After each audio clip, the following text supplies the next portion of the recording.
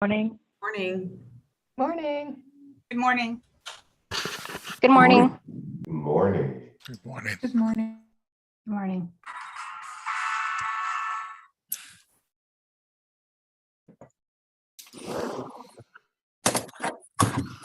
Good morning.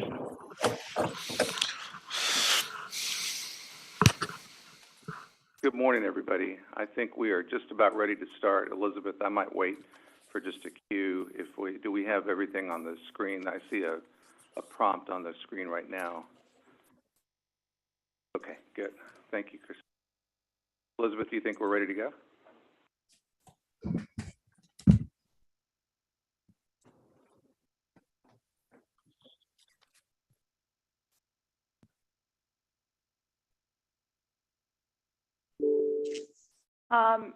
I think we're about ready to get started. And for any folks that are on the advisory committee, if you could please turn on your cameras.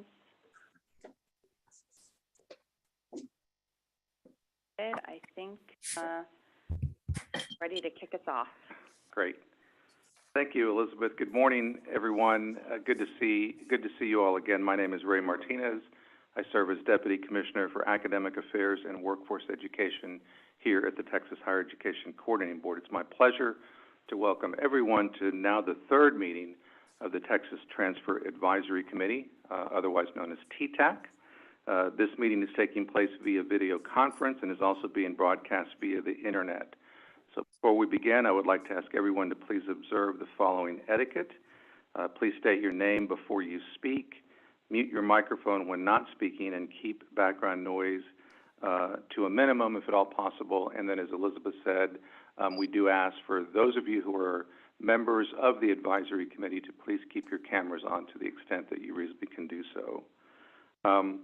Before we move to the first item on the agenda, let me once again express my appreciation on behalf of this agency and, of course, on behalf of Commissioner Harrison Keller to each of you, each of the members of the Texas Transfer Advisory Committee, for your commitment and your ongoing commitment to this important work.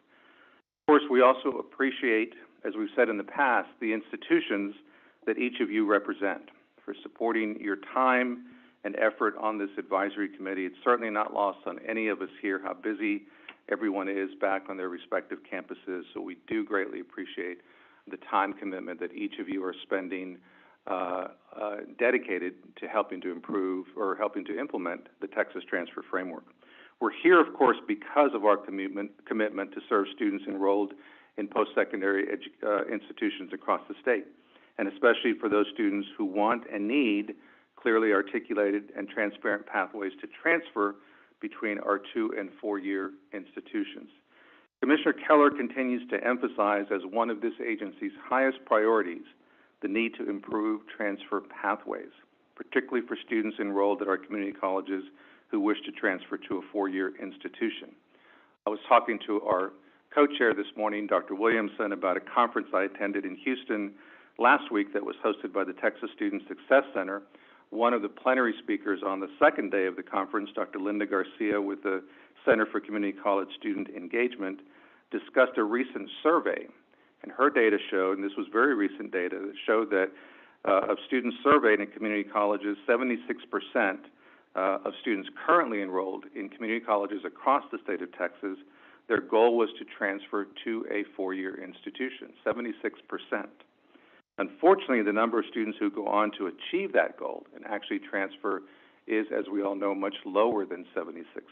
Now, of course, there are all sorts of reasons why ultimately students enrolled at a community college may not end up transferring to a 4-year institution, but our goal with Ttac and the goal that in implementing the Texas Transfer Framework is to eliminate as many barriers as we can that prevent students from transferring, such as unclear transfer pathways or just insufficient or confusing information. And as I emphasized at our last Ttac meeting, thanks to your hard work and that of your colleagues who are generously giving their time to serve on our various subcommittees, of which you'll hear more about in today's meeting, we're making substantial progress. Today's agenda is focused on your consideration of 3 more fields of study: political science, sociology, and social work. You'll hear that your colleagues from across the state have spent Many hours discussing these three specific disciplines, and in the end, informed by both data and by practice, these three committees came together and were able to revise these particular fields of study and are putting forth recommendations for you today to consider and forward these revised fields of study to the Commissioner for final consideration.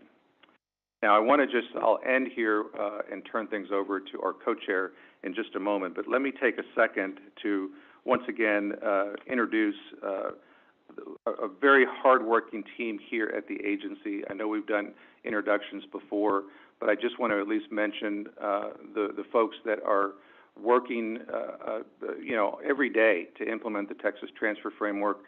But as you know, we've now done, and you'll hear today, 5 different subcommittees, discipline-specific subcommittees, and each one is a 2-day commitment of time and effort from your colleagues who participate in the subcommittees, but a whole lot of work behind the scenes to get ready for each of these subcommittees as we move forward.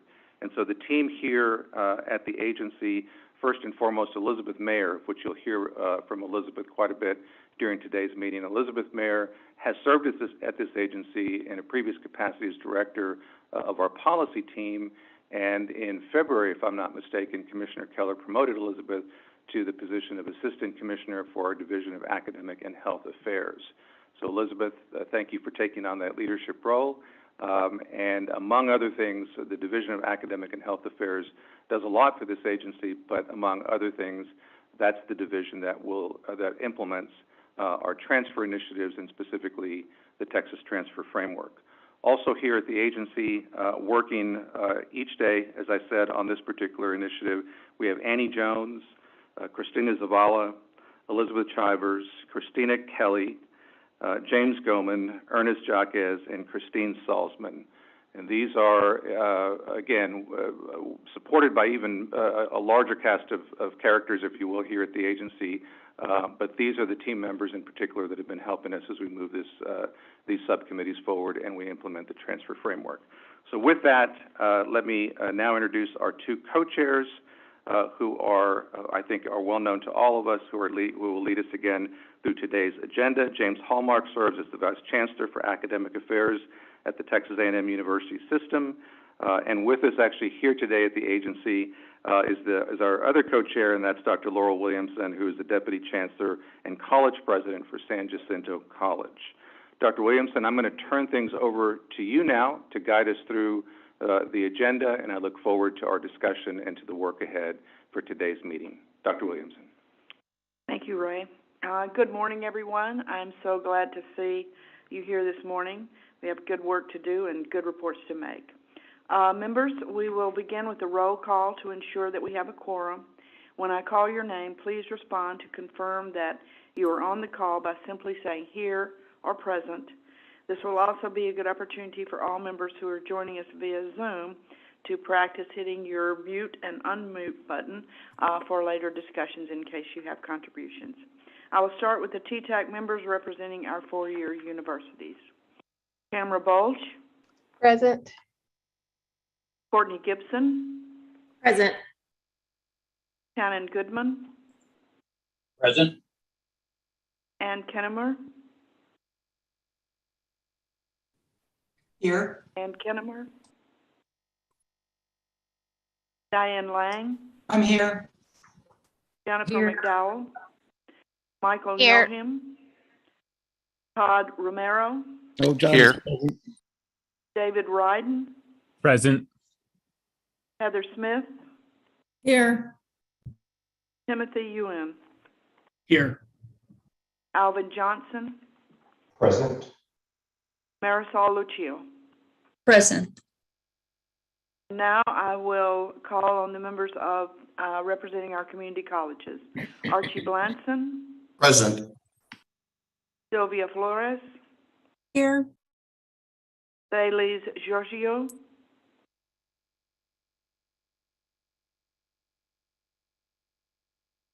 Fred Hills. Lana Hubbard. Shane Kendall. Here. Celinda Martinez, Present. Marnouche Montemedi, Present. Melinda Mejia, Present. Karen Morris, Present. Galen Scott. Present. Serving as ex officio non-voting members are Gracie Martinez, Present. Anne Franklin.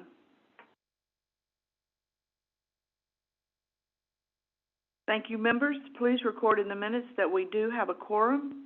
As Ray said earlier, to ensure that we comply with the Texas open meeting requirements and to ensure that we maintain a quorum, please keep your cameras turned on for the duration of the meeting. Next on the agenda is a presentation of the recommended political science field of study curriculum. I'm going to turn things over to Jeffrey Wilbanks from Tyler Junior College and Sherry Mora from Texas State. The two Ttac members who served on this subcommittee were David Ryden, University of Houston Downtown, and Galen Scott, Austin Community College. Jeffrey and Sherry, it's your floor. Good morning. My name is Sherry Mora. I'm the Associate Chair of the Department of Political Science at Texas State University, and my co-chair, Jeff Wilbanks, is the Chair of the Department of Government and Economics at Tyler Junior College. Sadly, I heard from him this morning, and he will not be able to be with us. He was hit by weather last night, and they're having widespread power outages, including internet, of course. On the 23rd and the 24th of February, the Political Science Discipline-Specific Subcommittee met to make recommendations to Ttac. The subcommittee consisted of approximately 32 faculty members in the discipline of political science. We were equally represented by four-year institutions and two-year institutions. And on the first day, those kind folks elected Jeff and I as co-chairs. We heard an introduction and an overview of the Texas Transfer Framework, which was delivered by the two members from Ttac, Dr. Scott from Austin Community College and Dr. Ryden from the University of Houston. And we heard some additional presentations on the mechanics of the new Texas Transfer Framework and field of study and policy tools available from the coordinating board staff. We had a very robust discussion that took 2 days, and our subcommittee voted affirmatively to adopt the following curriculum. In the discipline foundation courses, consisting of 12 semester credit hours, the courses are math, 1342, elementary statistical methods, government 2304, introduction to political science, 2305, federal government, constitutions and topics, and 2306, Texas government, constitutions and topics. In addition, the subcommittee developed some non-binding suggested recommendations for directed electives. We understand that the receiving institutions may choose from any course in the ACGM. The subcommittee recommends the receiving institutions select their directed elective courses from the list. And these include Government 2311, which is Mexican American Politics, Economics 2301, Principles of Macroeconomics, Philosophy 1301, Introduction to Philosophy, and Philosophy 2307, Introduction to Social and Political Philosophy. Based on the recommendations of the subcommittee, this is the revised political science field of study work based on the new framework. Thank you.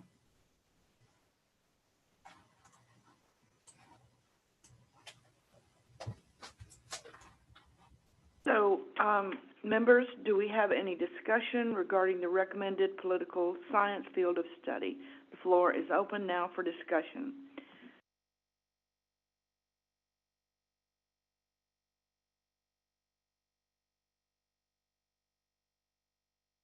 No comments, no questions. I need a motion and a second I guess for I- both the Oh, sorry, go ahead. Yeah, just because I think it deserves discussion. I'll ask Sherry, was there any hot buttons, any points of discussion and disagreement amongst the group, or was it a fairly smooth process in identifying courses?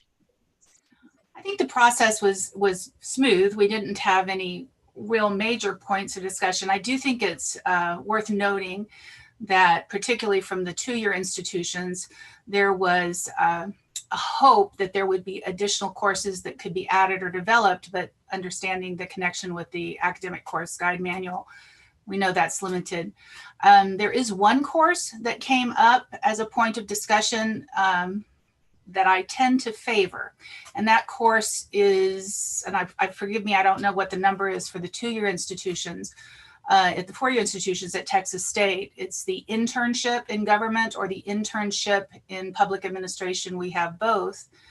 I understand, well, at least I know ACC, one of our partners in the quarter that we get a lot of students from, have a wonderful internship in government course. That course comes to Texas State as a technical vocational course, not an academic course. And we had some discussion about how that course came to various four-year institutions based on those comments. I can't speak for the other two-year institutions, but I know ACC's curriculum, I've looked at that course, and the students that have taken that course at ACC, I think would certainly be, it would be appropriate to grant them credit at Texas State.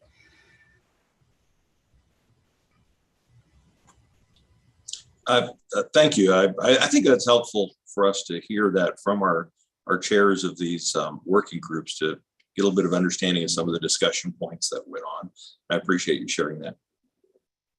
Thank you. Thank you, Sherry. Any other comments or questions? I have a question. Melinda Mejia, Houston Community College. Okay, go ahead. Thank you. I was wondering, maybe I'm missing something in terms of what needs to be in the foundation courses, but I was wondering why Math 1342 would be preferred to be part of that instead of Government 2311. That's a very good question. The general discussion associated with Math 1342 was that political science as a social science discipline often includes a lot of research. Our institution, and others commented on this as well, were interested in supporting and promoting student research. And it was deemed an appropriate course in aiding students to lay a foundation in understanding statistical methods, quantitative analysis, et cetera. Thank you. I have a question. This is Canberra Balch from Texas State. Hi, Sherry. This is the first revised field of study that we've seen where the group did not choose any core courses. And I wonder if you could elaborate just a bit on that. And then perhaps we might hear from the coordinating board staff about practical implications for that decision.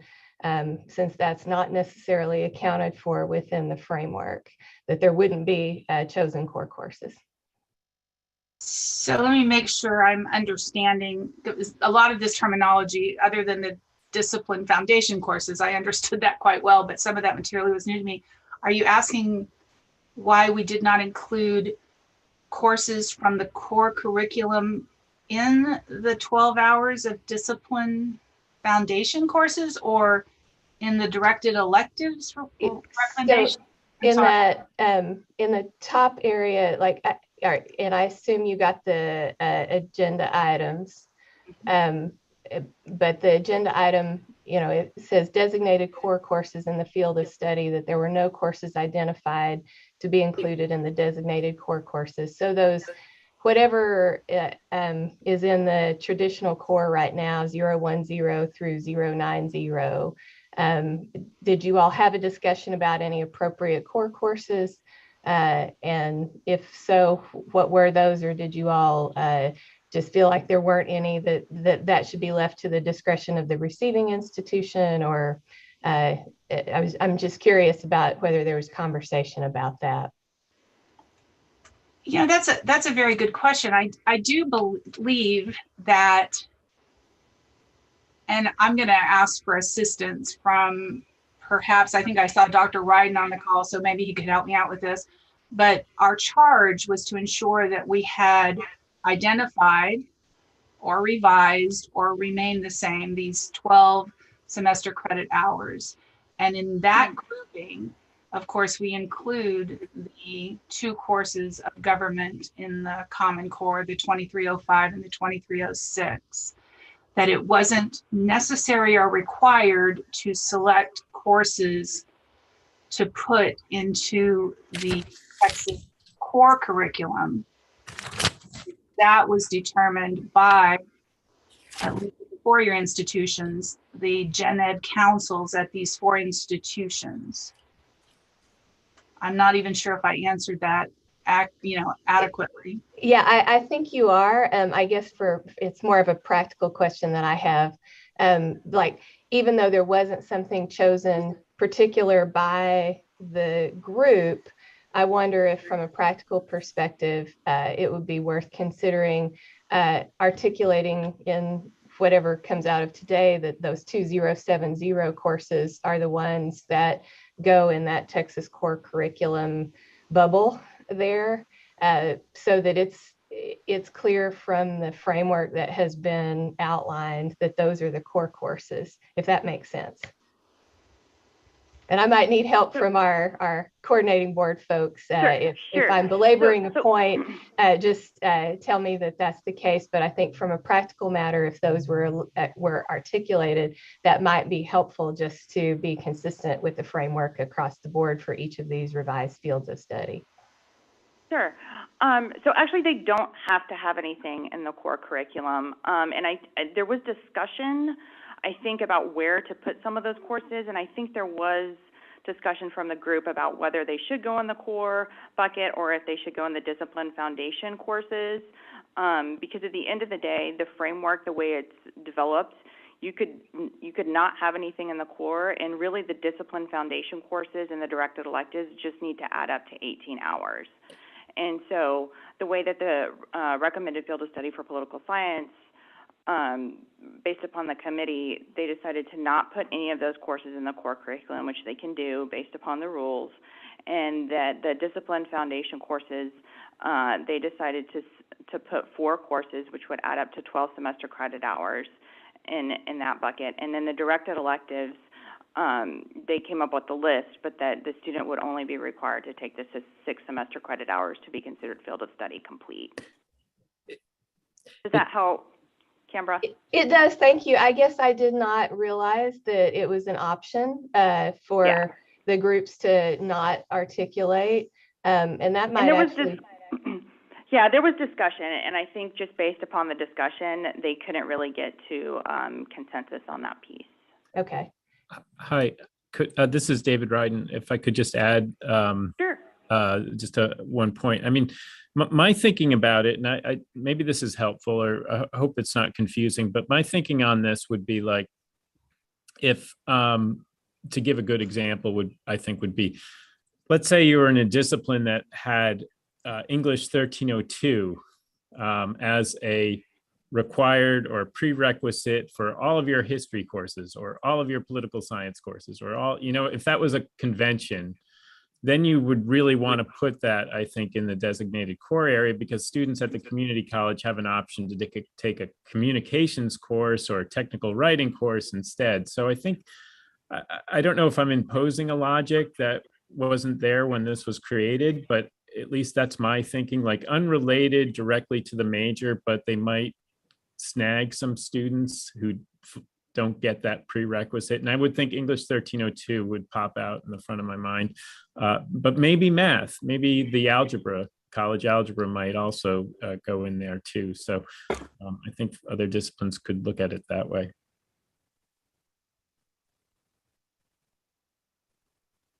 Does lend itself to some flexibility for student choice, and again for the prerequisites, as Dr. Ryden pointed out. I think this is Hallmark again. I think it's Canberra. I appreciate the question. I think it's an interesting discussion point for us to learn, because I have the same reaction you did. It's like, well, these are core classes. Why were they not listed in the core? But the discussion going on amongst the disciplinary group, had some logic behind it as to why they would do that. And I think it's interesting. I think we should just follow it and see how it plays out. But I had the same thought you did. So I appreciate you bringing that up, and I appreciate the discussion that followed.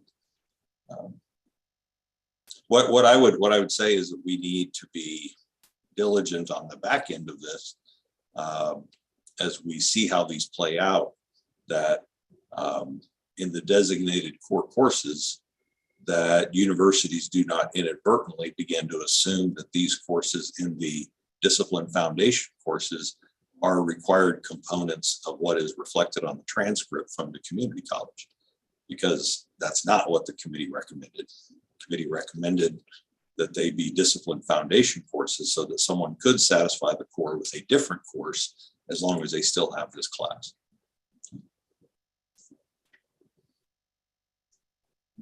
Hi, this is Jennifer Mcdowell from UTD. I share that same concern, James, and Canberra. I'm glad. If nobody was going to ask it, I was going to ask it before we close.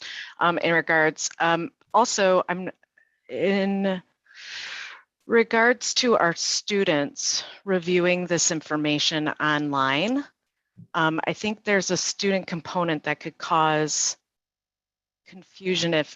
Government 2305 and 2306 are such a well-known core requirement. They're the only core requirement. So I'm wondering if it causes confusion being in there from a student perspective. So I just thought I would share that. Thank you.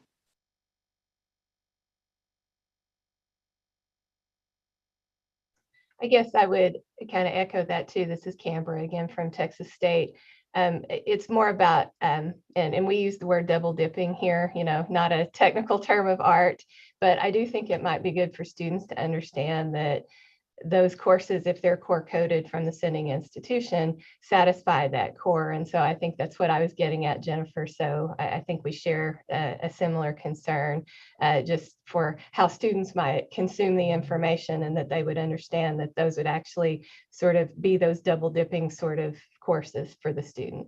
And they already are, but in practicality, if a student is looking, it would be nice for them to have that clarity. Which gives the student more flexibility as long as they understand that they're taking the course. But yeah, student confusion, student clarity is definitely a question. I think as we put our degree plans together, that would be inherent in what the student saw in terms of a pathway or a degree plan. And I think, James, you can help me here, that we actually talked about this in our discussions of the group that recommended putting Ttac in place, was that there could be things in the designated field of study courses that would count for core courses. So we were very aware that there could be a dual accounting of those courses. And again, I think that becomes the clarity for the student is what you put on your website about this is what you take as you move through your field of study, and this counts for core as well as the designated courses in the field of study for the foundational courses, even directed electives. Yeah, that is correct. We did recognize that some of the discipline foundation courses may also be core courses, although I'll just speak for myself. When I was thinking of it, the core is already satisfied by something the discipline wants. In addition to that, there's another class that the discipline wants in that same core component area, and therefore that would show up in the discipline foundation courses. But there's nothing that would prevent in the rule structure that we created what has been recommended by the political science committee.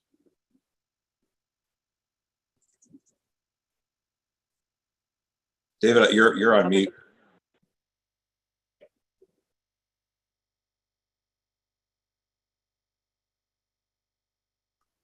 Sorry, this is David Ryden. I apologize. I should be able to get off of mute by now.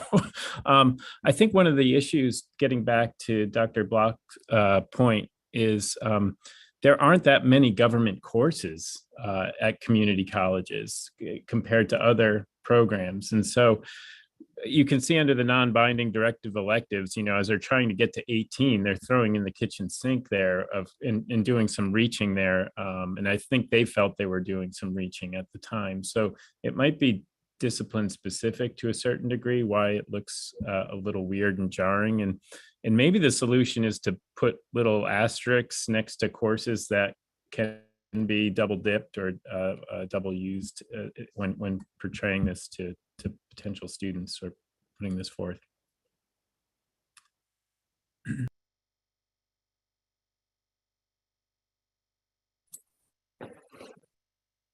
This is Archie Blanson here with the Lone Star College North Harris. Just appeared to me that it's going to be very difficult for the community colleges to get to the 60 hours when it's all said and done.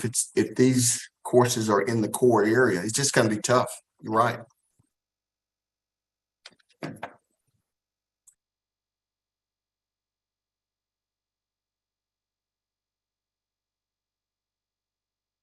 Other comments?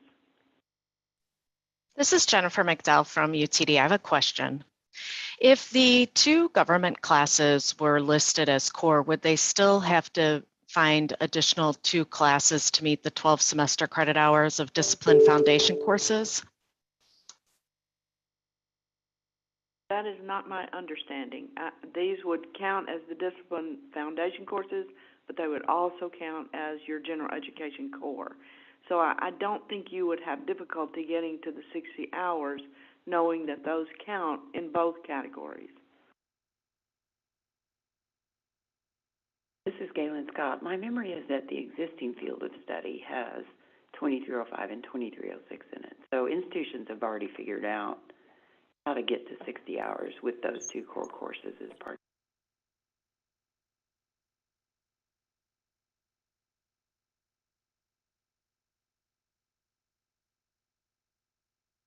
Other comments, questions? These are great discussions and will be very helpful going forward when we do other fields of study and other discipline meetings. Then we can designate and we can address that going in. So that will come out at the, I like, noting that they count in 2 categories. Other comments, questions? Thank you so much. Galen, I might just reference the criminal justice field of study that we approved that had a criminal justice course in the core, but not all, at least at my institution, that course is not in our core. So clearly we're going to see a lot of variability.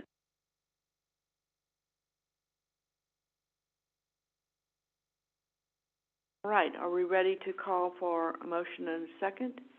And I would like to have a motion and second from the community college group first.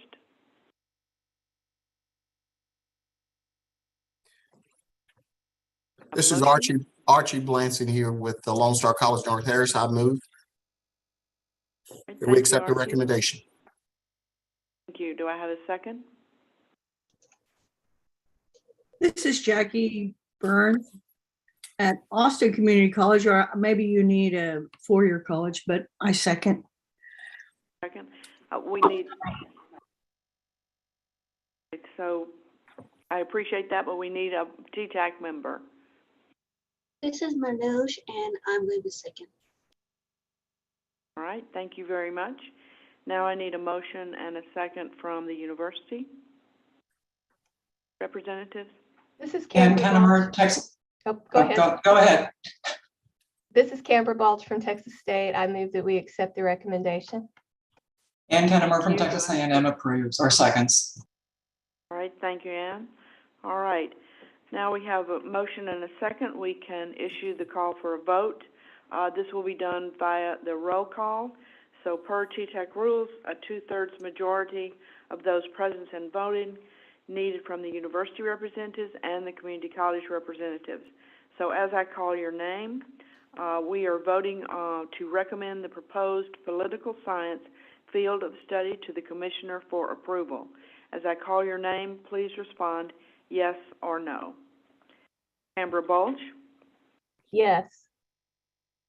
Courtney Gibson? Yes. Shannon Goodman? Yes. Ann Kennemer, Yes. Diane Lang, Yes. Jennifer McDowell, Yes. Michelle Nojim, Todd Romero, Yes. Yes. David Ryden, Yes. Heather Smith, Yes. Timothy Yuan. Yes. For our Ttac members representing community colleges, Archie Blanson, Yes. Sylvia Flores, Yes. Celise Georgiou, Brett Hills, Lana Hubbard, Yes. thank you, Shane Kendall, Yes. Celinda Martinez, Yes. Matamedi Manouche, Yes. Melinda Mejia, Yes. Karen Morris, Yes. Galen Scott. Yes. Thank you very much. The motion passes with all votes for from the universities, and we had 2 absent in the community colleges, those present all voting for. Oh, and I vote to approve. James? Yes, I approve. Approve. All right. Thank you very much. Now I'm going to turn the discussion agenda over to James. Okay, thank you, Laurel. Next on the agenda is the presentation of the recommended sociology field of study curriculum. I'll turn things over to Cheryl Skaggs from the University of Texas at Dallas and Jackie Burns from Austin Community College. The 2 Ttac members who served on this subcommittee were Sylvia Flores from South Texas College and Todd Romero from University of Houston. Cheryl and Jackie, it's all yours. Hi, good morning, everyone. This is Jackie Burns. I'll start off with the talking points and then I'll turn it over to Cheryl. Jackie Burns from Austin Community College. So we met, we cussed and discussed. No, we met on February 8th through the 9th. We had the attendees, about 34 faculty members in the discipline of sociology, including equal representation, 17 from community colleges and 17 representatives from universities, as well as 2 Ttac representatives and the THECB staff. The field of study recommendations. Oh, we're going to move right to the recommendations. Makes sense. I'm going to turn this over to Cheryl. We had agreed on a division of labor, so sorry about that. If we're going to move right into it, Cheryl. Yes. So after a robust, and I would say very robust, 2-day long discussion that we had, the subcommittee voted affirmatively to adopt the following curriculum. So first, in the core curriculum designated course was Introduction to Sociology. And then for the discipline foundation courses, the committee voted to adopt Social Problems, Marriage and Family, SOCI 2319 Minority Studies. And then in addition to, the subcommittee developed some non-binding suggested recommendations for directed electives. And while receiving institutions certainly may choose from any of the course in the ACGM, the subcommittee recommends the receiving institutions consider selecting their directed elective course options from this particular course list. And this list of suggested courses will be provided to the receiving institutions when they make their directed elective choices. So non-binding directed elective recommendations were social psychology, SOCI 2326, SOCI 2336 criminology, and then math 1342 elementary statistical methods. So based on the recommendation of the subcommittee, this is the revised sociology FOSC based upon the new framework.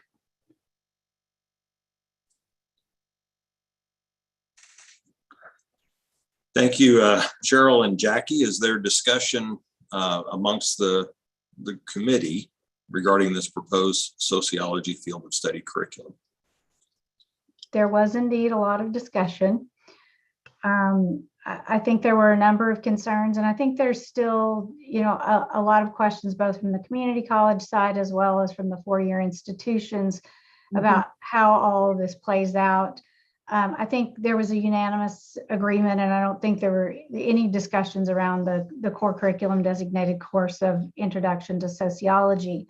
The other three courses that make up our discipline foundation courses, there was some discussion about which of these courses would be the most appropriate, I think, from the community college standpoint, and I'll let Jackie, elaborate on this. But, some of these are about whether community colleges can offer these courses. And so, I think that's a reasonable concern.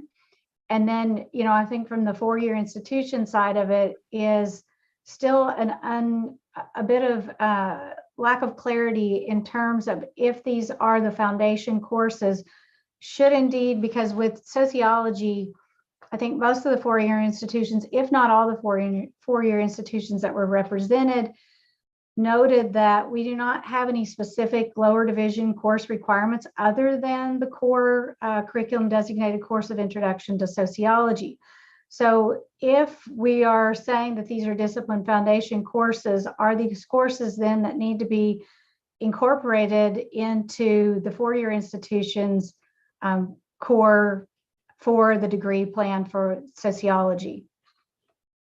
And I'll let Jackie discuss any other points that we were in our talk. Well, thank you, Cheryl. And I am just stunned that I think it was news to me and a lot of community colleges that what we think are foundation courses like social problems and American minorities, that is not part of your required courses. So that, I think that was news to me, and I think it was news to a lot of us. So, what we're asking community college students to take courses that would just go into an elective and not necessarily a foundation course. The other problem with the directed electives like social psychology and criminology, we compete at ACC for those courses with the psychology department. And we are never, we have like 3 criminology courses online, and it's minimal, and we're not recognized by the criminal justice program. So if we're going to contribute and be able to make classes, we need to be recognized by the criminal justice FOS. And we also need to be recognized by the psychology department's FOS because, we're being cross-listed, but most of the time, we're not able to make those courses and have a viable enrollment. And I think that might be true for many. And that's true for our minority studies program. We're only able to really sustain 3 a semester, and it's fairly low enrollment. So I don't know if that's true across all other community colleges. So I think we're at a crossroads here of interdisciplinary collaboration and rethinking our role and these silos. So criminology used to be in sociology, and it was called, it was a substantive area within sociology. Now it's its own college, its own degree plan. So we're competing against criminal justice now on a course that was really under our purview for decades. I'll just stop there. There's a lot to think about here. Good. Other comments from the Ttac committee? Questions, discussion?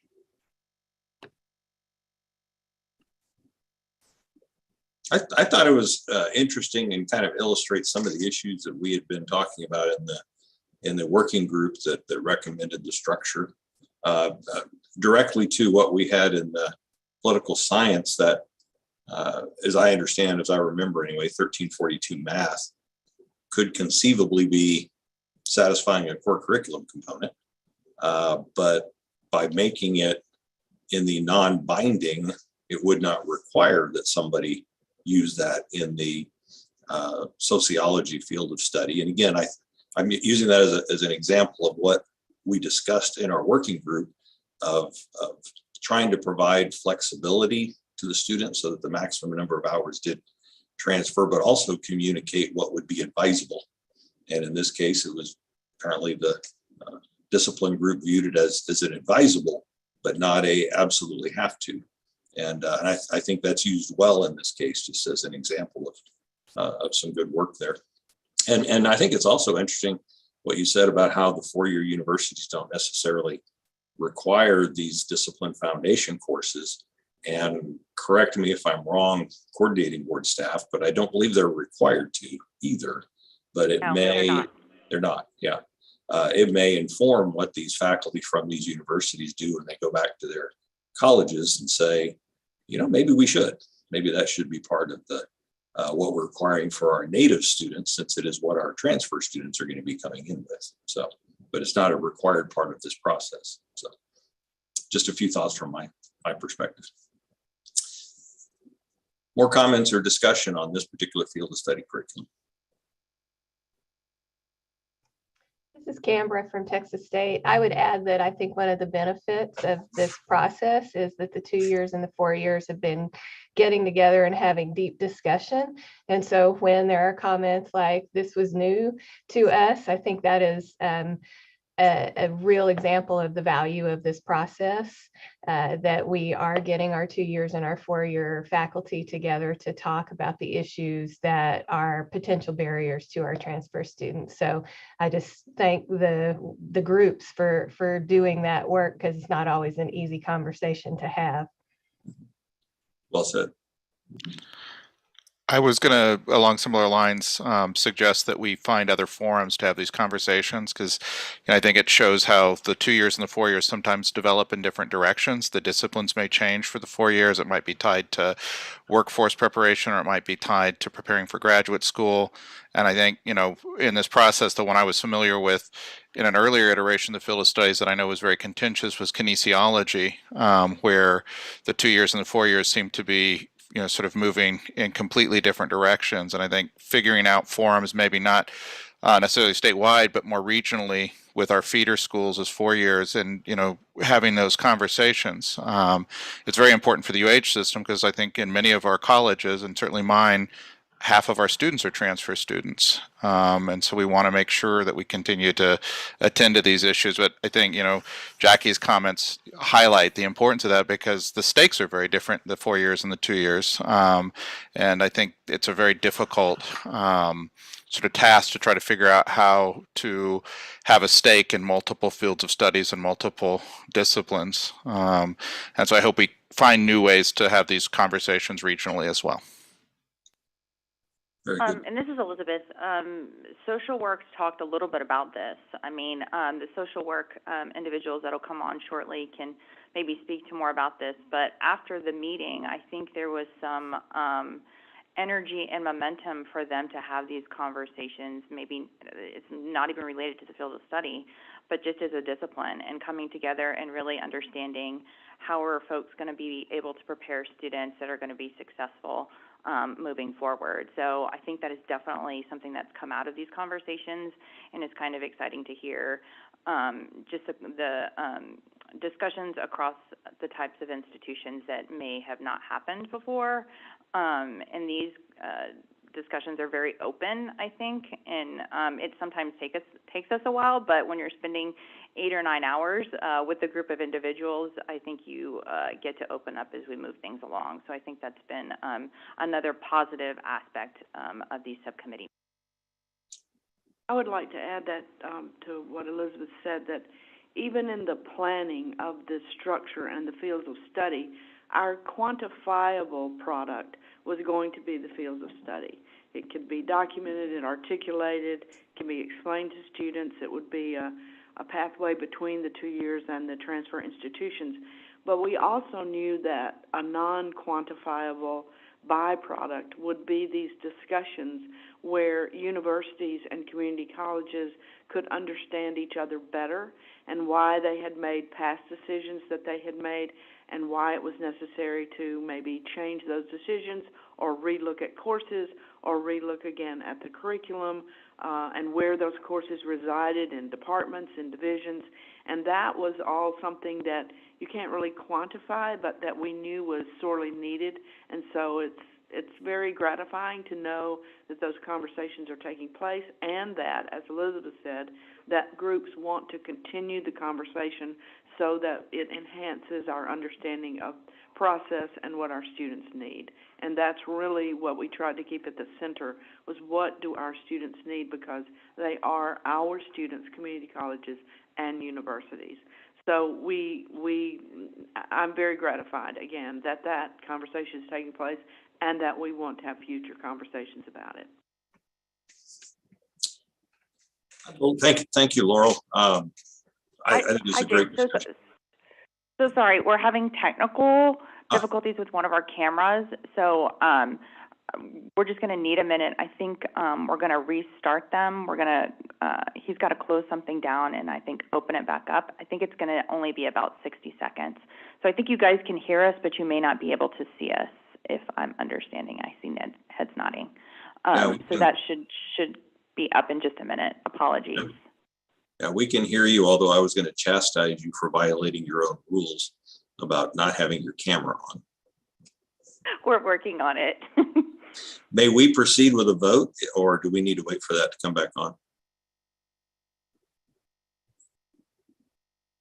Elizabeth or Ray? Let's wait 1 second and let me see how quickly we can do this. Just wait 1 minute.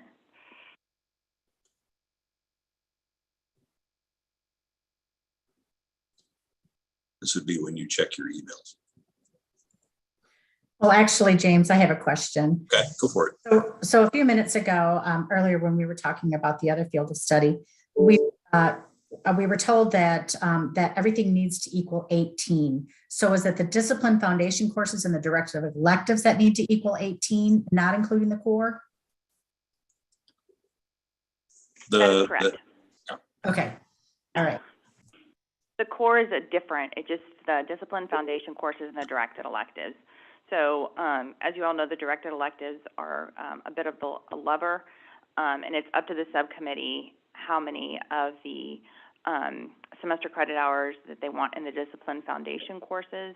And if they, in this instance, they just came up with 9, so that just gives more in the directed elective buckets, which will then, when we send out the survey for the 4-year institutions to provide us their directed electives, they'll just have more semester credit hours than we've seen in any of the other prior fields of study that have been revised.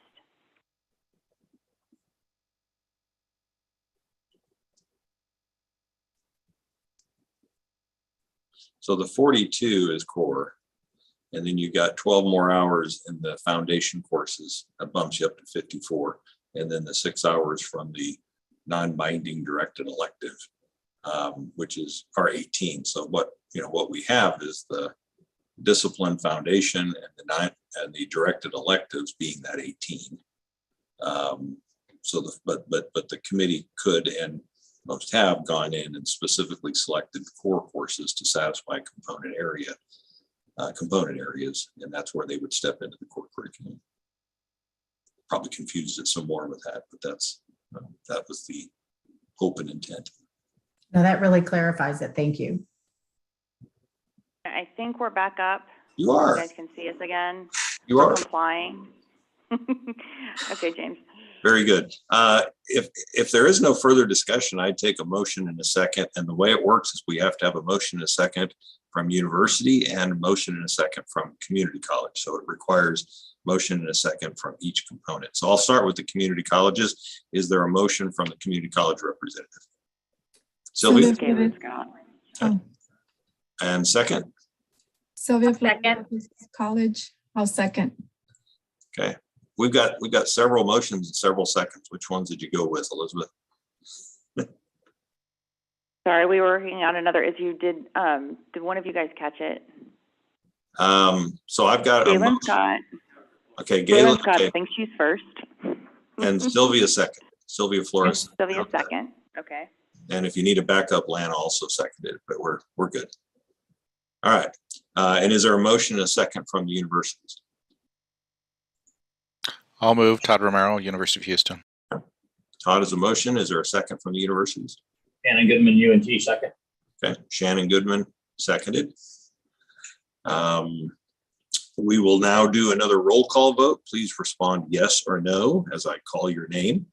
And a reminder, we need 2/3 majority of those present and voting from the university sector and 2/3 also from the community college sector, separate counts. Okay.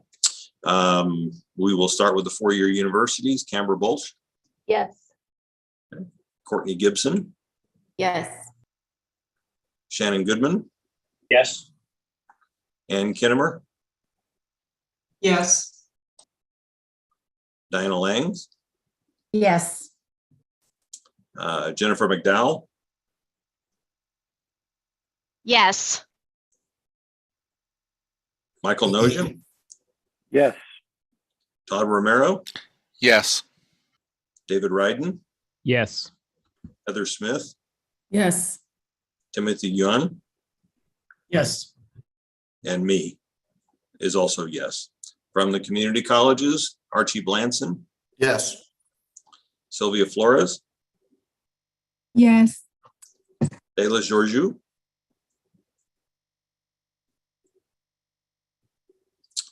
Hang on. Fred Hills. Oh, we had some missing up here. I forgot. Fred. Okay. Lana Hubbard. Yes. Shane Kendall. Yes. Celinda Martinez. Yes. Marnoush Motamedi. A very happy yes.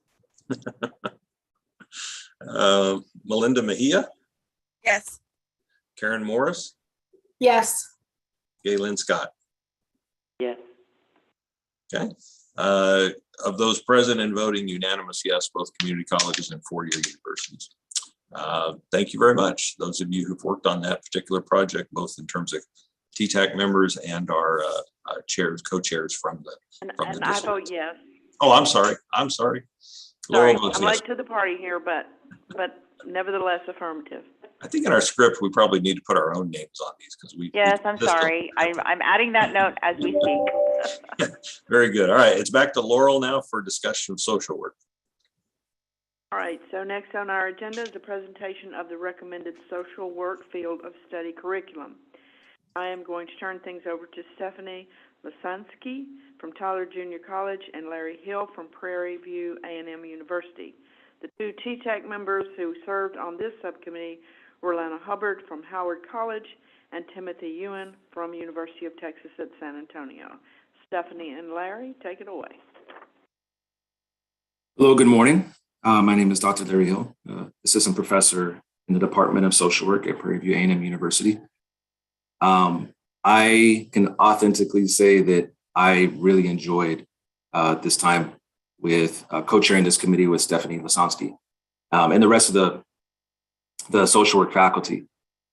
We met on March 8th and 9th, but we also took a third day because we needed a little bit of extra discussion. The group voted to take a little bit of time, take a little bit slower so that we consider our accrediting body, which is the Social Work Council on Social Work Education.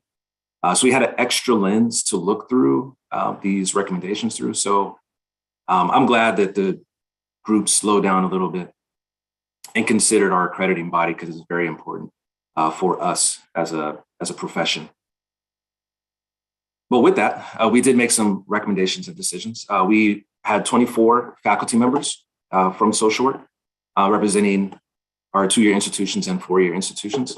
On the first day, we had a great discussion with our subcommittee and elected the 2 co-chairs. The subcommittee also heard an introduction and overview from the Ttac, from Lana Harbord of Howard College and Timothy Ewan of University of Texas at San Antonio. In addition, the subcommittee heard presentations in the mechanics of the framework, and that's what took us a little bit of extra time, just getting the correct definitions and getting everybody on the same page so we're all talking the same language. And then we also discussed transfer policy tools from the coordinating board. After a robust discussion of the 3 days, we voted to affirmatively adopt the following. In our core curriculum designated courses, we decided to go with English 1301, Composition 1 for 3 credits, and then English 1302, which is Composition 2, again for 3 credits. In our field of study curriculum recommendations, our discipline foundation courses, we elected to go with Social Work 2361, Introduction to Social Work, Social Work 2362, Social Welfare as a Social Institution, Social Work 2389, an exciting course that is currently scaling up, which is Academic Cooperative, and involves a small, certain number of hours of internship for 3 credit hours. And then Sociology 1306, which is Social Problems. Stephanie Lizansky.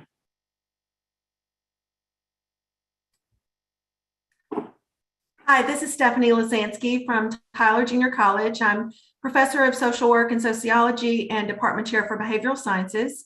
Dr. Hill and I co-chaired the subcommittee for social work.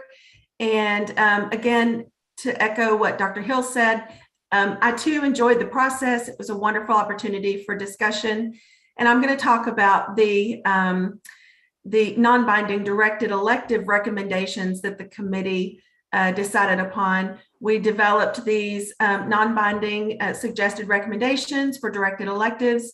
While receiving institutions may choose from any course in the ACGM, the subcommittee recommends that receiving institutions consider selecting their directed elective course options from this course list.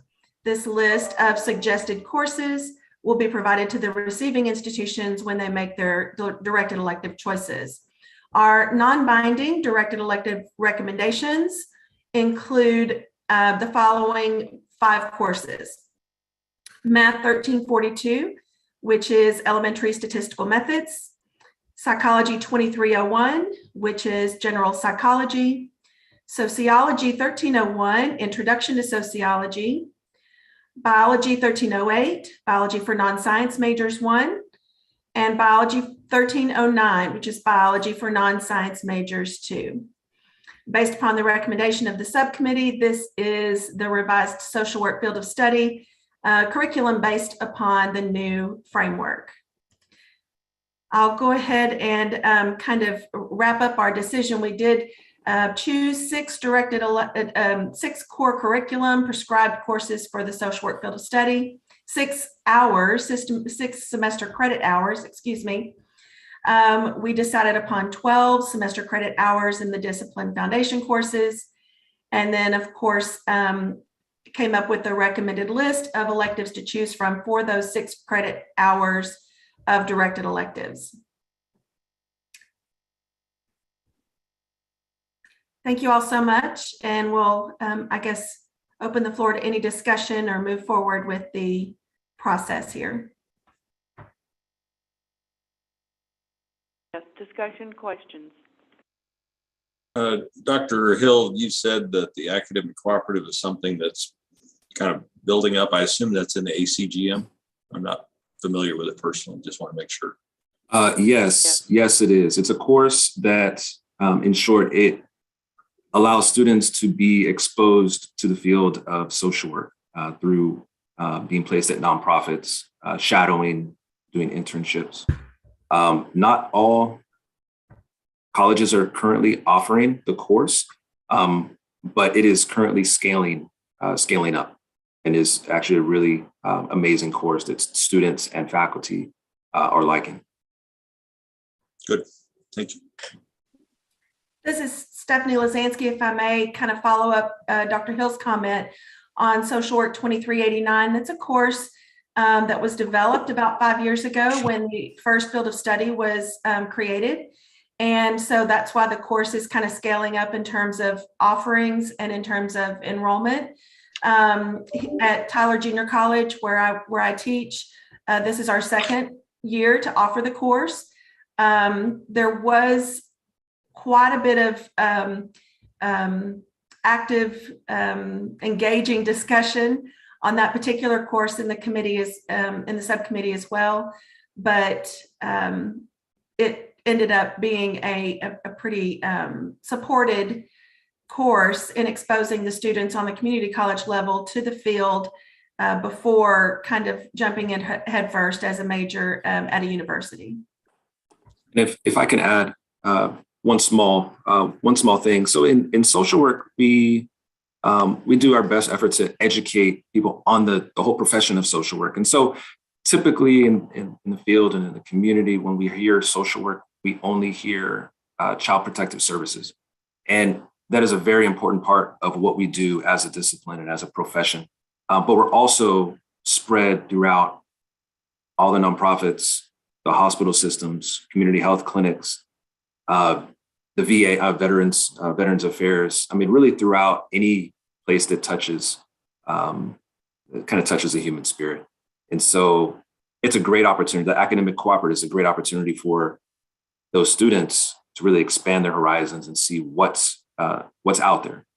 In the four-year university, we offer something similar, not the same, but similar in our introduction to social work, where we have all students do about 20 hours of community service and shadowing.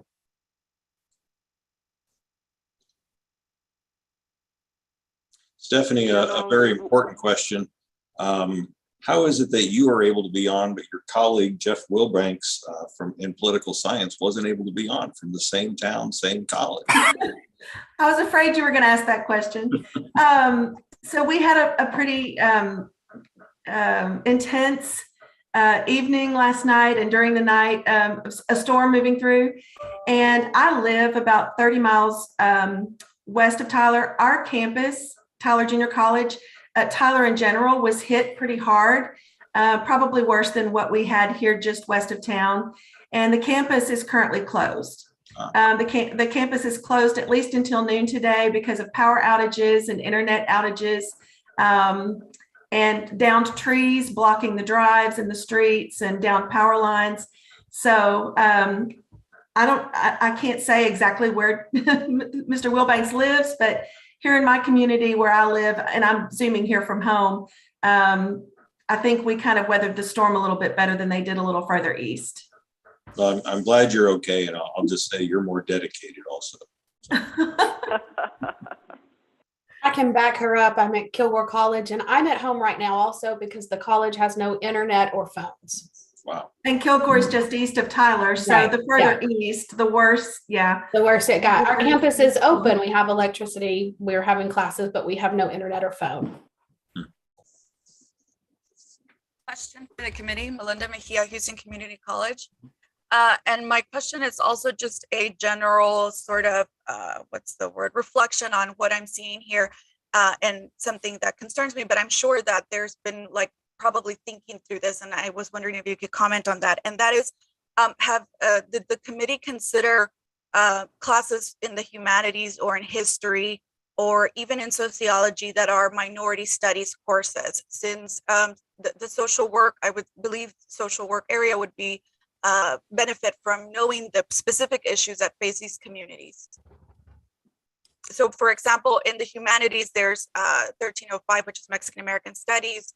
In history, there's Mexican American History, so on and so forth. Yeah, so I can speak to that. So the answer is yes. So we did consider all of those courses. In social work, every single one of our courses, according to the Council of Social Work Education, must include discussion with minorities or on minorities. And so that's the clear answer is yes. One comment I want to make in response to that question is, Dr. Hill mentioned that social work is a little bit unique in that they have to, especially at the university level, meet some pretty stringent competency requirements in order to be accredited so that students can be licensed when they graduate with their bachelor's degrees. They have certain competencies, certain areas they have to include kind of across their curriculum. All university programs have the flexibility to do this in different ways.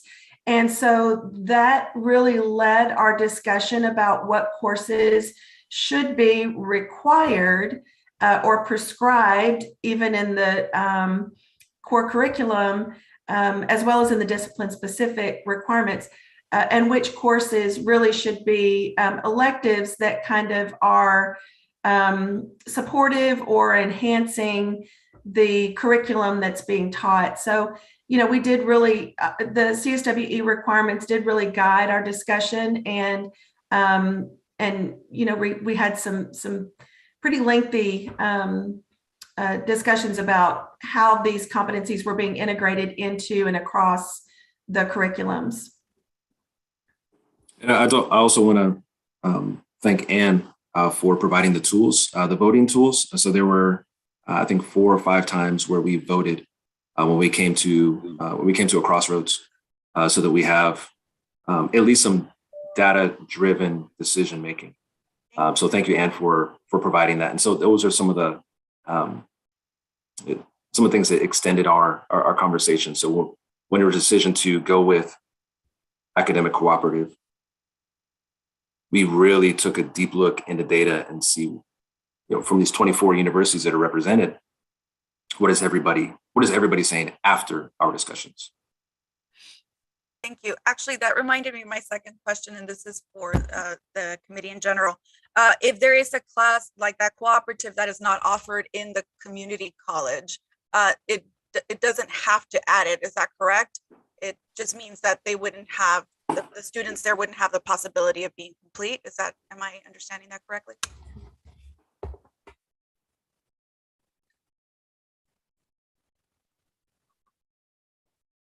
So the question is, if the community college did not offer the academic cooperative, they would not have to add it, and they would not. I think I was going to say earlier that in general, there is a new emphasis on internships. That's been fairly traditional in our technical programs. It's a little newer in some of our transfer programs, but I think you will see that more and more, and social work clearly lends itself to an internship, and that only benefits, as several members have pointed out, that only benefits the student in terms of learning what it means to be in social work. So I think we'll probably see those cooperatives come into play in more transfer areas than exist now. If I can add, it's also, I'm sorry, this is Dr. Hill. It's in those internships or service learning courses, it's mutually beneficial. The student benefits as well as the communities that surround us. Thank you. Other questions, comments?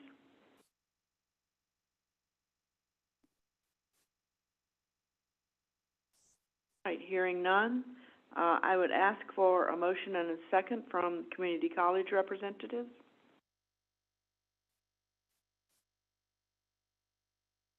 Motion to second, Anne Franklin. I'm sorry, I've been listening in on the whole meeting. I just had technical difficulties, but yes, with TTAC. Right. Right. Motion and a second. I'll second. Lana Hubbard from Howard College. Thank you. All right, a motion and a second from university representatives. Mike Nojai, Texas my A&M, motion so from Prairie moved. View. Okay, can I have one voice?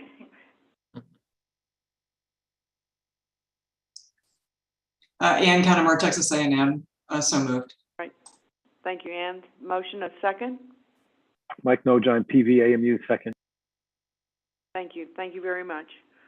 All right, again, call for vote can be issued now that we have a motion and a second from both groups. A 2/3 majority of those present and voted are needed from the university representatives and the community college representatives. As I do the roll call, please respond yes or no. So first, our Ttac members representing our universities, Canberra Balch, Yes. Courtney Gibson, Yes. Shannon Goodman, Yes. Ann Kennemer, Yes. Diane Lang, Yes. Jennifer McDowell, Yes. Michael Noheem, Yes. Todd Romero, Yes. David Ryden, Yes. Heather Smith, Yes.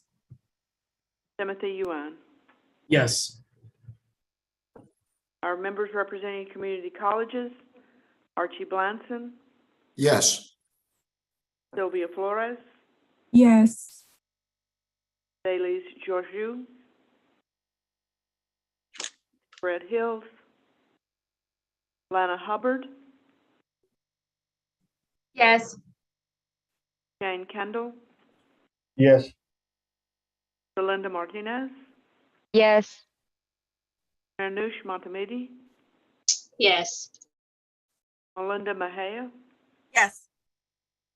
Karen Morris, Yes. Galen Scott. Yes. And I'm voting yes. James? So am I, yes. Motion passes with unanimous yes votes to support the field curriculum. All right, thank you. I'm going to turn it over now to Elizabeth.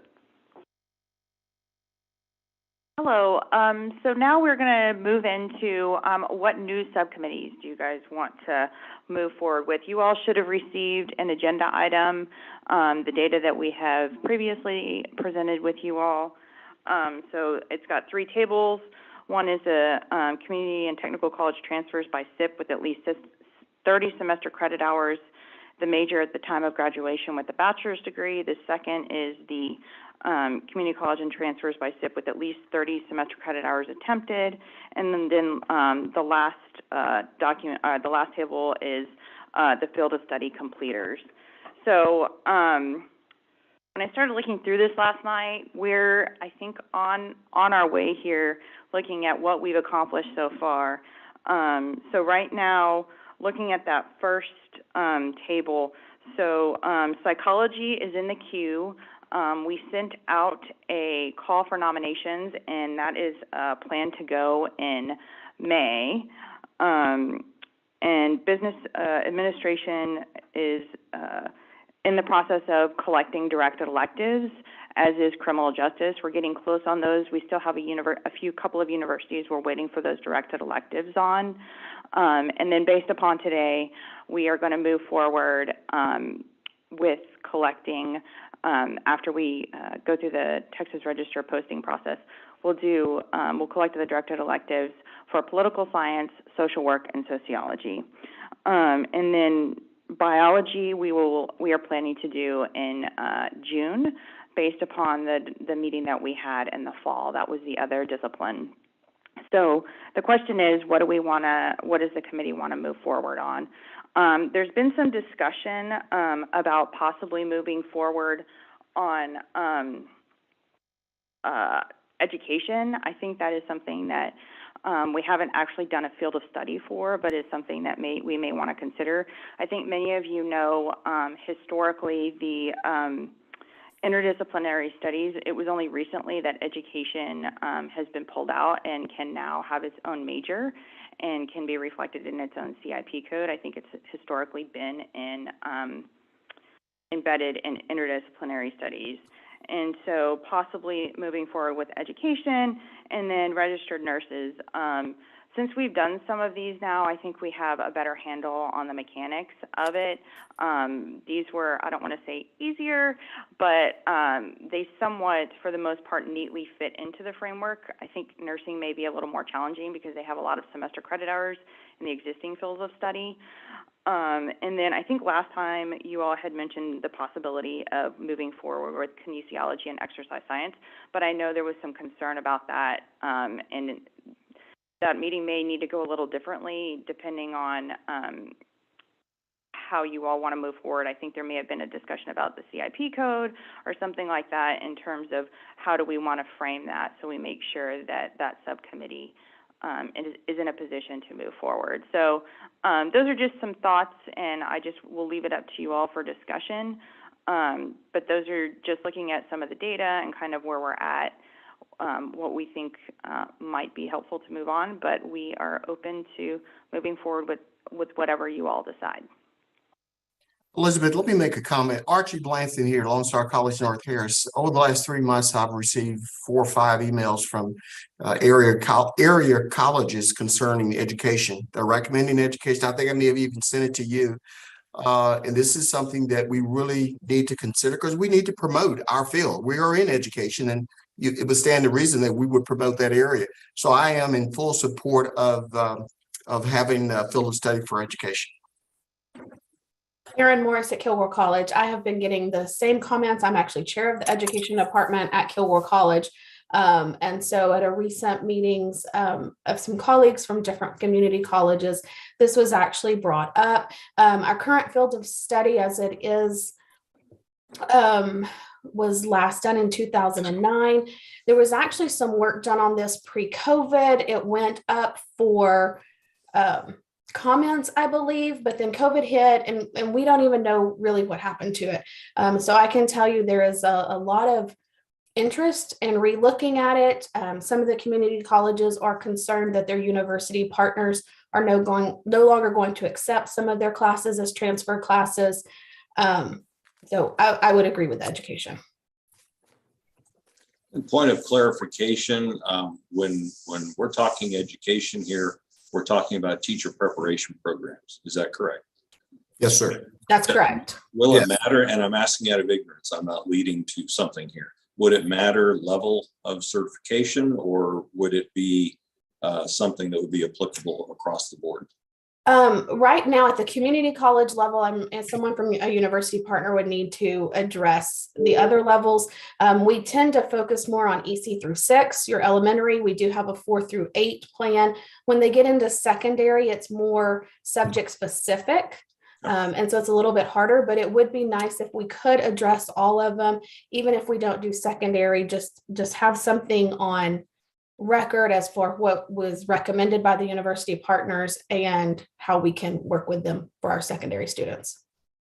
Yeah, and what you answered from the community college perspective is what I was wondering is if there needed to be one that focuses on this level and one that focuses on another level, so that maybe it's 2 separate ones. I know Elizabeth didn't want to hear that, but I'm just discussing. No, I think you bring up. I think you bring up a good point. I mean, I think we need to think through because these may be run a little bit differently. Because I think we need to either figure out what those guardrails are on the front end, or bring a group of people together to figure out what those guardrails are going to be for education. Because if it sounds like there's some complexity with this space that maybe we haven't addressed before. And so I think we just need to be thoughtful about how we move on that, because I don't think it is going to be as straightforward as some of the other ones because of the level. Well, and we also have now new certifications for just EC through 3. I know some of the universities are looking at new degree plans for that. And so some of the community college are looking at how does that then affect them? Do they stick with the EC through 6? But I mean, there's a lot of new stuff within education right now. And I think that there's a domino effect going on right now from the universities down, from the state to the universities to the community colleges that probably needs to be looked at.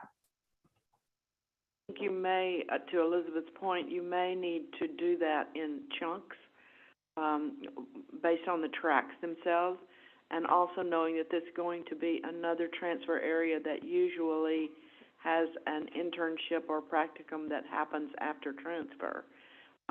So, that would be a factor you'd want to bring in as well. Well, and right now at the community college level, our EDUC 1301 and EDUC 2301 both have clinical observation experience. And then it moves in, of course, at the university. They have quite a few ending with their clinical teaching, their last semester or their last year.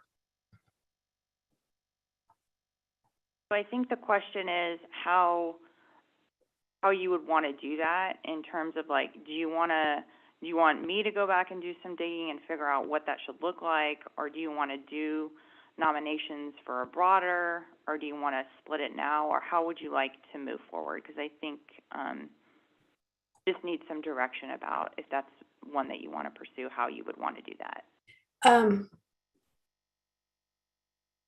To be honest, I'm not sure what the best way to pursue that would be.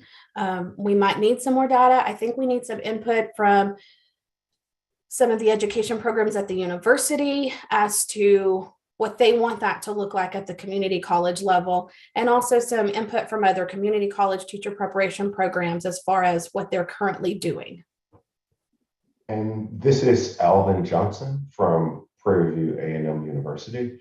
And I'm not speaking as an expert, I'm speaking as an advisor.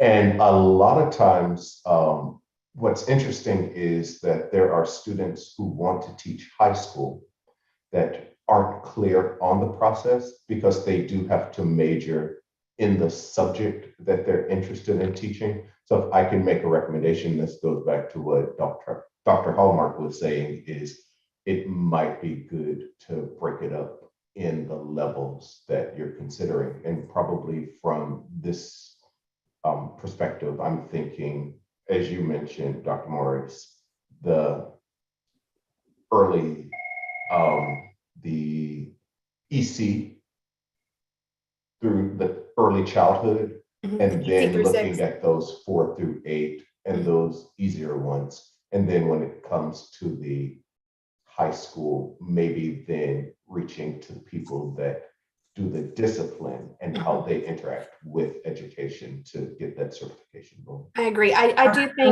I do think we could start with the EC through 6 and the 4 through 8, and then with the EC through 6, look at EC through 3 as well. I think all that could probably be done together because they are such similar degree programs.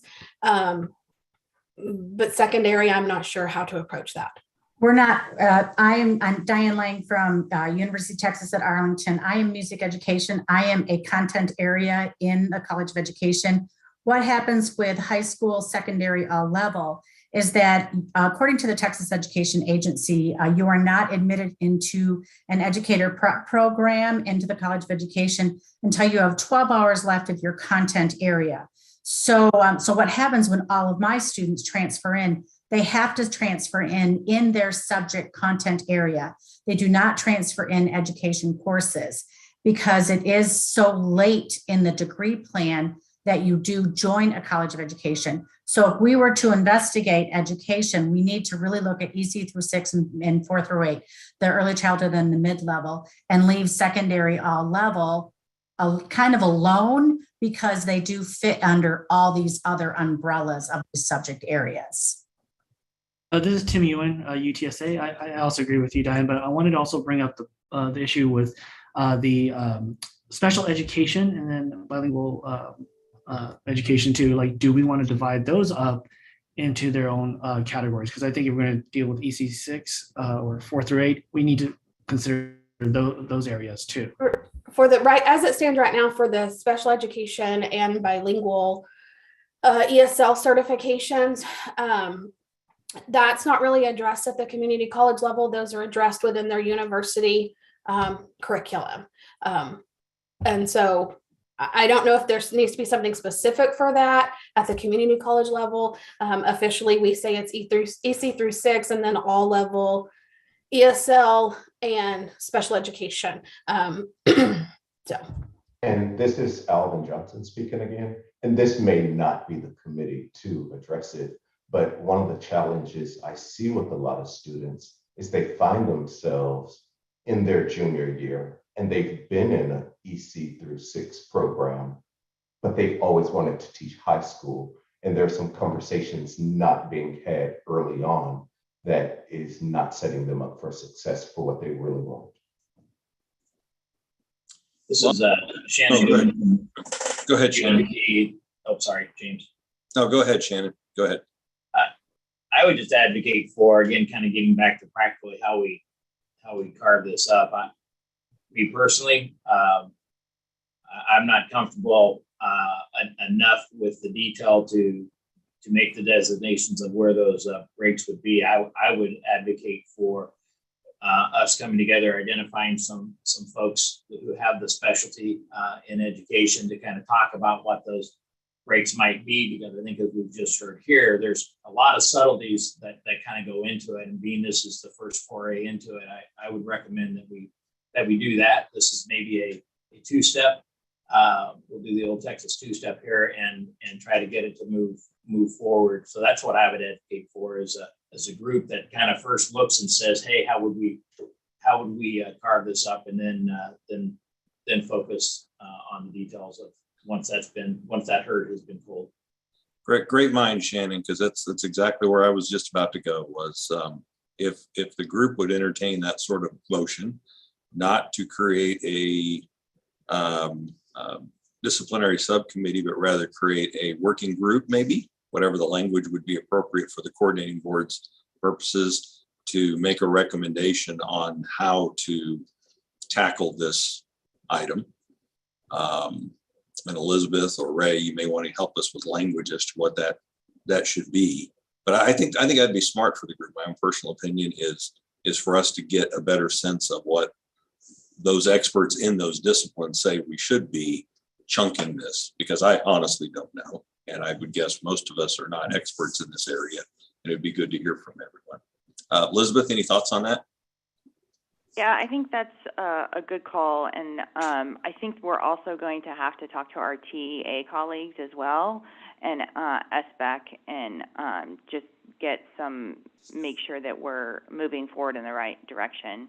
But the work group, that makes sense, Ray. I don't know if you have anything you want to.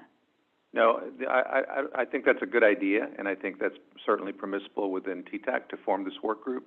James, the only thing I would say is, do you want to empower the work group once they come to an agreement on how to proceed, to then allow our agency to proceed with forming the subcommittee, or do you want the work group to report back to you all at the next Ttac meeting, and then you all vote on authorizing the agency to form the subcommittee? That's the only nuance about this kind of a motion. But moving to the work group idea, I think, is a good one. I would lean, and certainly you folks tell me if I'm wrong, I would lean toward you going ahead and moving forward with it once the sections are known. There seems to be enough support for doing education. The question is, we're not sure how to go about it. And so this group would be endorsing to pursue education, with the first step being a expert working group that decides how that would be chunked. What does the group collectively think of that approach? So that we would be endorsing the coordinating board moving forward with this, the first step of which would be the coordinating board leading an effort to, with your colleagues, these would be from education experts at your colleges and universities, deciding how we would divide it up. For example, addressing the special education question, addressing where at EC through whatever, and secondary, et cetera. I think that's the best approach. This is Jennifer Mcdowell from UTD. I second your motion. I didn't know it was a motion, but I just made it. And you just seconded it. This is Martinez from Odessa College. I just want to add that maybe we want to look at the empty positions in different levels of teachers, and takes us to know that with which one we want to start. You know, we want to go with the elementary, secondary, because we want to transfer this students to be teacher. Which one is more needed? I don't have any data on it, but I said maybe if we can have access to that data, that's going to help us to make it better. Mm-hmm. Yeah, and one of the thoughts I had in that direction was in which category do we have the most unused hours, most lost hours, if you will. And it may not be varying dramatically, but it could be there's a dramatic difference between, say, secondary education versus EC4, or whatever the number is.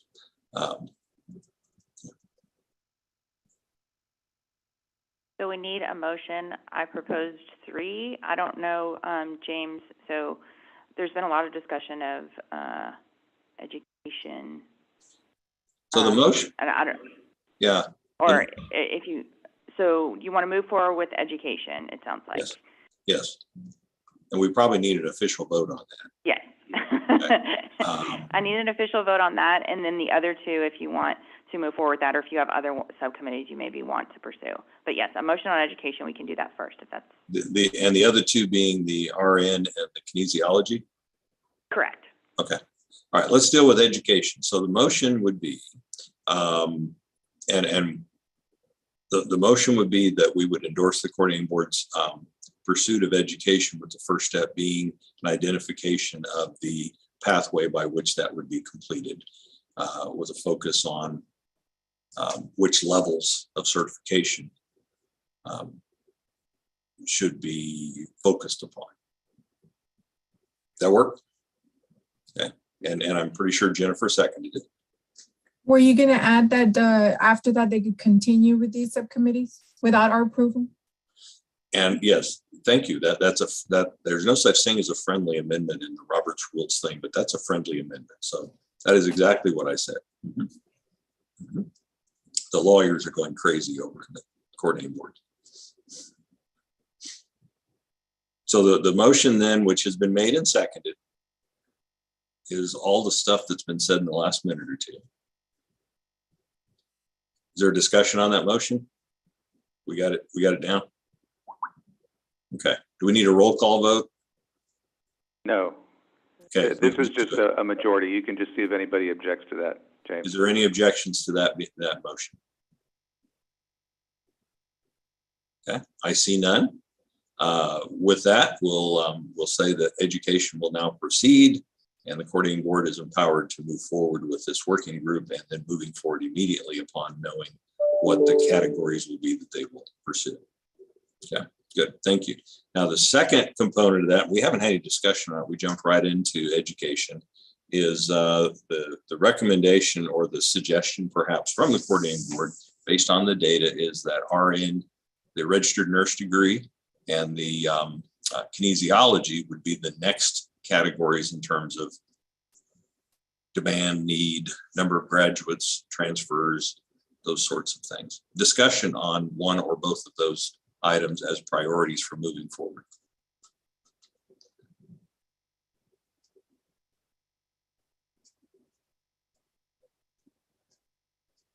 We should move forward with both. Okay. Is there any objection to moving forward with both? Yeah. And that would be, Elizabeth, in the time frame, that would be maybe in the fall. Is that correct? Yeah, I was thinking, yeah. Because after biology, I think we're taking a break for a month or two through the summer and restarting in the fall with these groups. So is there a motion for recommending registered nurse and registered nursing and kinesiology? Sylvia Flores from STC, I move. Okay, very good. Sylvia has moved. Is there a second? Second. Galen Scott was second. Is there any opposition to that motion? Hearing and seeing none, that motion passes. So our pathway forward is biology will be jumping in before too long. And then we've got the education analysis followed by the education working group, or excuse me, committee, and then registered nurse and kinesiology. Very good. Can I ask this is Canberra Balch from Texas State. Could I ask a practical question about the nursing? So RN, like we have an RN to BSN program, how would the committee be constituted, at the 4-year level? I guess is my only question about the way that the data are shown about it, the RN program. Maybe I don't. I wonder if, is it true that all transfer in nursing are RN to BSN? Because the RN, the bachelor's, the BSN programs native to our students isn't transferred, but I believe from my experiences that all of our transfer students in nursing are coming in with the RN. I could be wrong, but that's my perception. You may know. Yeah, I'm not sure. I guess that's just why I was asking if there's any practical. Alvin, I see you've unmuted. Yeah, I was You're gonna say- you're our academic advisor expert, so help me out here just to make sure that, you know, I understand what we're doing. No, it is complicated because I'm at an institution that has a college of nursing where students start as a freshman. And as a freshman, they spend their first 2 years. And so they go to our college of nursing without, any nursing credentials. And it's complicated because we do have students who will either leave the community college and they don't have the credentials to go straight to the nursing school. So they transfer to us, hoping to finish those first 2 years and present themselves for a BSN. It's not a large percentage of the students, but there are some students who circumnavigate the waters very murkily. But Alvin, those wouldn't be the students we'd be focusing on because they wouldn't have completed at the community college. Oh, correct. They would be transferring in to Prairie View while still in that first 2 years. Correct. But those who have completed a nursing curriculum at a community college, I would assume are RNs. I mean, It would need to be the ADN, the Associate Degree Nursing, and not the Licensed Vocational Nursing. I think that's where you might be getting a little gummed up, but it would be the completion of the associate degree. So not a completion of a certificate level. Thank you.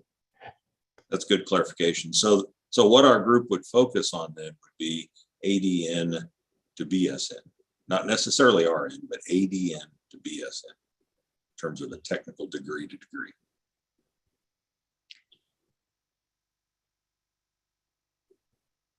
Okay. Any other questions or comments on those focus areas? James, this is David Ryden. I just wanted to put out there, I'm totally ignorant on our own RN program, but I think Alvin probably knows a little bit about it. And do we dual admit our students with HCC? Do you know offhand, Alvin? And I don't believe you dual admit. I think the program at UHD is similar to where people will already be a registered nurse pursuing their bachelor's. Okay, thank you. Okay, Laurel? Thank you. Well, first I want to thank everyone for being here today, and we're running a little long, so we will move through quickly as we can. But now that these fields of study have been recommended by Ttac for approval by the commissioner, Elizabeth is going to explain the next steps in the process. And again, thanks everyone for attending and for the great discussion we've had around these fields of study. Okay, so the next step is now we're going to work on posting the recommended fields of study for political science, sociology, and social work for a minimum of 30 days to the Texas Register. And then after that's complete, institutions will then receive a survey requesting their directed electives, the four-year institutions. And then the revised fields of study will then go to the commissioner and will include any comments that are received. And then the commissioner will make his final decision about whether to approve the recommended field of study. And I also just wanted to point out, so I think right now we're looking at likely meeting in the fall. And I also wanted to see if you all were interested in doing, if you all had interest in any specific future agenda items that might be helpful for the discussion, or any presentations you might want that might be helpful. If we do that, that will likely make it a 2-hour meeting, but just wanted to offer that as an option maybe moving forward for you all. And if you guys have any thoughts on that right now, and then we can plan accordingly. Or send thoughts, or go ahead and send any thoughts that you might have to the co-chairs moving forward. But we will likely plan to have a meeting in the fall, and I will work with the co-chairs and all of you to get that meeting settled as soon as possible, because I know everybody's schedules tend to get pretty hectic. as we move through the summer and into the fall. So I am now going to turn it over to James for adjournment. All right. Is there a motion for adjournment?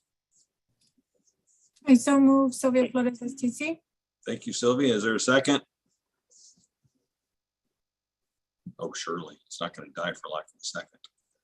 Galen Scott, second. Okay, Galen Scott seconded. Hearing no objections, thank you very much for your time and your contributions today, and I hope you have a great rest of the semester. We're adjourned. Thank you, everyone. Bye. Bye.